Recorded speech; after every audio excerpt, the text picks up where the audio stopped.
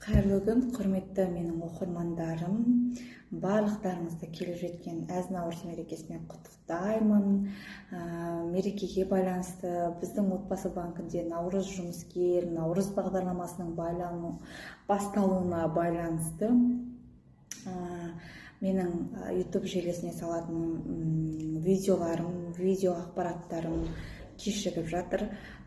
Видео түсірілім болмай жатыр, салуға да уақыт болмай жатыр, түсіруге де уақыт болмай жатыр. Түсіністікпен қараңыздар. Көп дайындап қойған контенттер өте көп. Бұйырса